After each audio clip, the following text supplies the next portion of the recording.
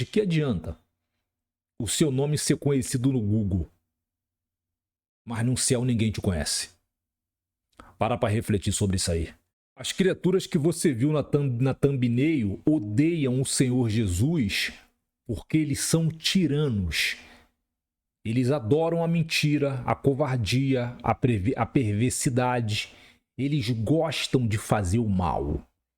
Eles são dominados por um espírito que é um termo alemão chamado Zeitgeist, que é espírito de tempo. Mais à frente eu vou falar disso. Mas antes, eu quero te levar ali em Marcos. Vem aqui comigo em Marcos 3.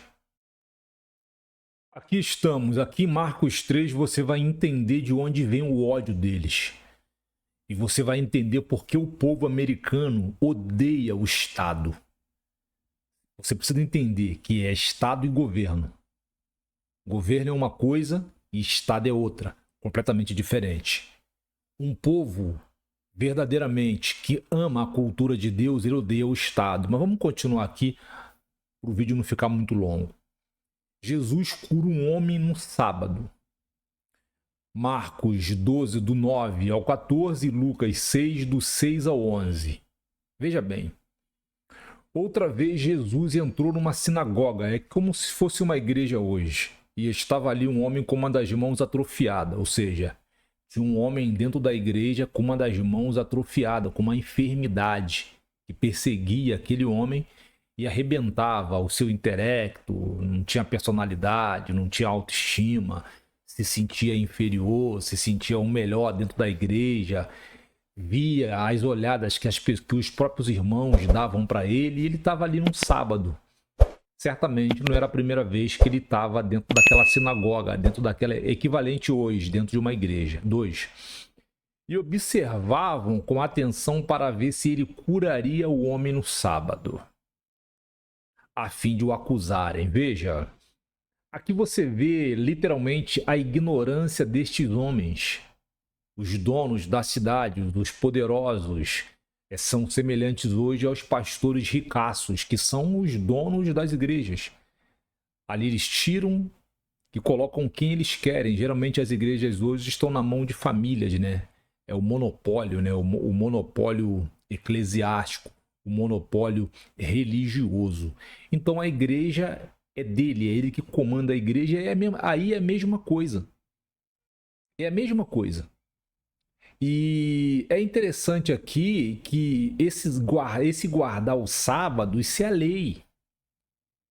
E quando Jesus aparece, surge com o seu ministério, a lei já praticamente havia sido cancelada. Ali já imperava a graça, porque talvez você não saiba, abre aspas, a lei, ela vem sendo cancelada já, vigorando ainda a própria lei.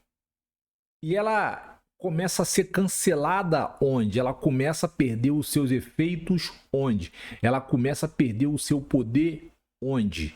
Com quem? Quem é que vem apresentando intelectualmente a graça? É Jeremias. Se você for examinar o livro de Jeremias, capítulo 31, do capítulo 31, do versículo 31 ao versículo 34, você vai entender que ali a lei está sendo cancelada, está sendo anunciada por Jeremias. Porém, os religiosos, como eles são filhos do diabo, semelhantes a esses homens que estão na thumbnail, eles não investigam. A Bíblia afirma categoricamente, sistematicamente, que o ímpio ele não investiga. Ele é soberbo. Ele acha que dentro dele tem informação. Não há informação dentro do homem. A informação é externa. E você precisa pagar o preço para obter a informação, amigo. Não tem conversa. Aquilo que você sabe foi inserido, foi colocado dentro de você. Quem fez isso? O espírito Zeitgeist, que nós vamos falar um pouco mais à frente.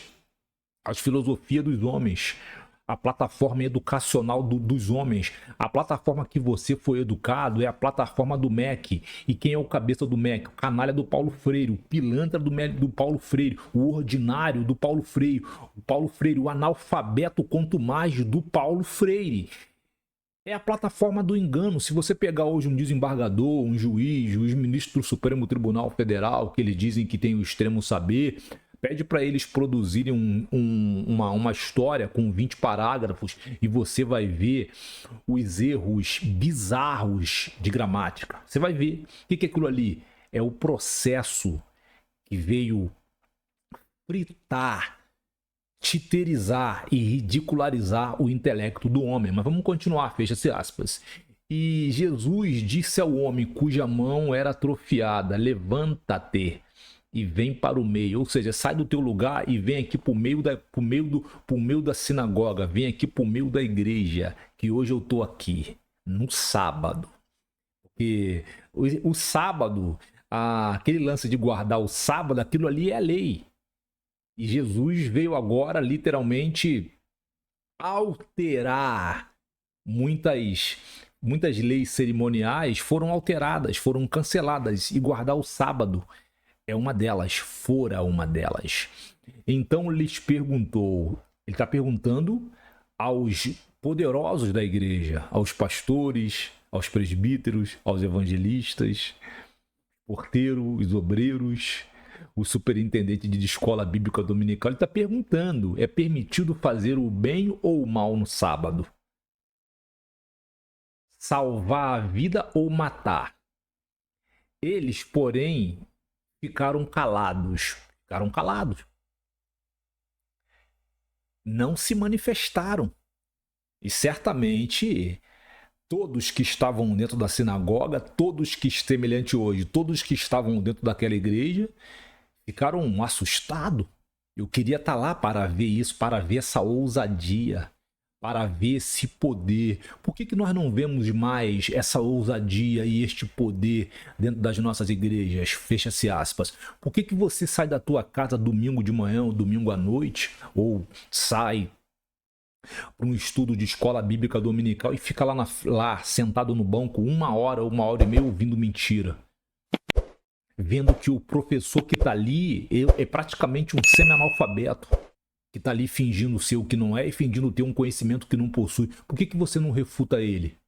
Por que você não rechaça, não joga na cara dele que ele é uma hipocrisia, que ele é uma fraude e que ele está trazendo grandes problemas não só para a igreja, mas para novos convertidos, está trazendo problemas para famílias inteiras. Ele não consegue alcançar o progresso cristocêntrico e impede que você mesmo alcance. Por que você não rechaça ele? Porque tu não tem coragem. Vamos continuar. Olhando para eles ao redor, indignado e muito triste por causa da dureza do coração deles, ou seja, ele estava olhando para eles furioso, olhando para eles ao redor, indignado e muito triste por causa da dureza do coração deles, ou seja, ele estava olhando para as autoridades que controlavam, que eram as donas da sinagoga, furioso. E aí hoje, quando eu fico irado, os pseudos crentes das minhas redes sociais me bloqueiam nas redes sociais, passam a não falar comigo. Se me veem na rua, atravessam a rua, porque não podem tolerar a minha fúria diante da mentira, diante da covardia, diante da falta de proteção dos menos afortunados, dos grupos vulneráveis que nós cristãos deveríamos proteger. Não querem falar comigo. Então você vê que aquele está furioso. Disse ao homem: estende a tua mão. Ele estendeu a mão e ela lhe foi restaurada. Mas assim que saíram dali, os fariseus conspiraram com os herodianos contra ele, a fim de o matar. Então, aqui, até o versículo 6, que eu vou parar aqui, o que você vê aqui? A ousadia de Jesus. E essa ousadia aqui, essa fúria aqui, é contra quem? É contra os donos, os poderosos, os donos da cidade. Os grandes empresários, os grandes banqueiros, os grandes professores, os mestres daquela sociedade, os comerciantes, os escribas. Por que isso hoje mudou? Hoje a fúria dos pastores ricos, é contra o povo vulnerável, porque eles estão de mãos dadas com os canalhas governadores, deputados federais, prefeitos, juízes, canalhas.